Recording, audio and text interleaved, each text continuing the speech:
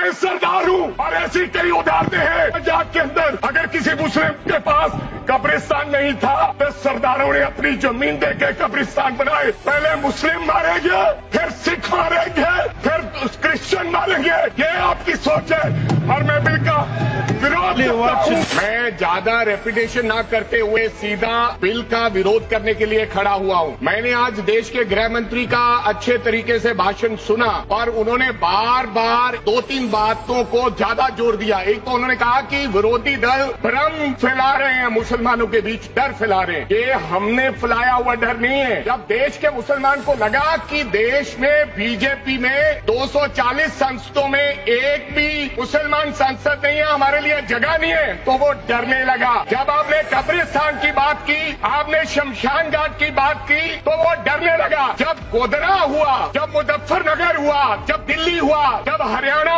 मेवात में दंगे हुए, तो देश का मुसलमान डरने लगा। आज गृह मंत्री साहब ने कहा कि 2013 का बिल अगर नहीं आता, यूपीए नहीं लेकर आती, तो आज इस बिल की जरूरत नहीं थी। क्यों बिल लाए? क्योंकि आपको पता चल गया कि देश का मुसलमान हमारा साथ नहीं दे रहा। हमने हथकंडे अपना लिए, हमने आरएसएस की नीति अपना ली, हमने डंडा अपना लिया, दंगे हो गए, लेकिन मुसलमान हमारे साथ आने के लिए तैयार नहीं है। फिर आपको पता चला, आपने एक और अंकड़ा दिया, आपने कहा 1913 से 2013 तक केवल 18 लाख मुसलमानों का जमीन था और 2013 से अब तक 21 लाख और हो गया, यानी कि 39 लाख टोटल जमीन हो गया। तो आपको किसी ने समझाया मुसलमान को अगर आपके बस में करना है, ये आरएसएस की नीति नहीं अपनाएगा जितनी देर आप इनकी सांस प्रणाली बंद नहीं करोगे, अगर वक्फ बोर्ड नहीं छीनोगे, अगर जमीनें नहीं छीनोगे, तब तक मुसलमान आपके सामने झुकने वाला नहीं है। जैसा आपने पंजाब में करने की कोशिश की,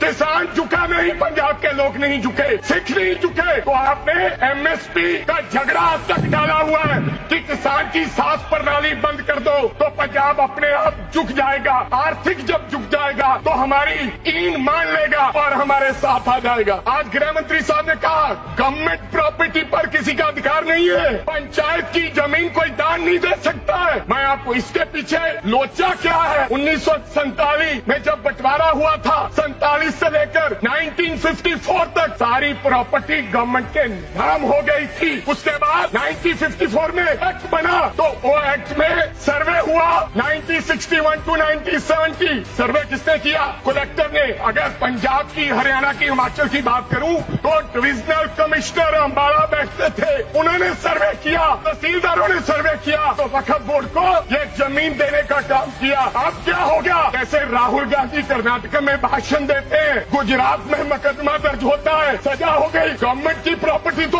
1947 और 1954 में तो सारी प्रॉपर्टीज गवर्नमेंट की थी। अब एक बंदा खड़ा होगा तो वो कहेगा कि यहाँ पर ये गवर्नमेंट की प्रॉपर्टी है, डिस्प्यूट होगा, तो आप वक्फ बाय यूजर का अधिकार खत्म कर दोगे कि ये तो जमीन गवर्नमेंट की थी, आप उसकी जमीन छीन लोगे। लिमिटेशन एक्ट की बात कर रहे हैं आप, और किसी धार्मिक स्थानों पर तो लिमिटेशन एक्ट लागू नहीं होता, इनके ऊपर क्यों? आप जानबूझकर इनको अपने लाभ के नीचे से दबाना चाहते हो, इनकी छाती पर चढ़ना चाहते हो। एक आपने और कंडीशन लगा दी कि 5 साल प्रैक्टिस मुस्लिम होना चाहिए, वो दान दे सकता है। मैं सरदार हूँ और ऐसी कई उदाहरणें हैं पंजाब के अंदर। अगर किसी मुस्लिम के पास कब्रिस्तान नहीं था तो सरदारों ने अपनी जमीन देके कब्रिस्तान बनाए। ये कौन सा अधिकार है कि मैं किसी को चीज दान देना चाहता हूँ? और इसको कौन बताएगा? रिजू साहब ये बताएंगे कि ये प्रैक्टिसिंग मुस्लिम है या नहीं है। ये सरासर अन्याय है। तो श्रोमणी गुरुद्वारा प्रबंधक कमेटी 1925 का सिखों का जो एक्ट है,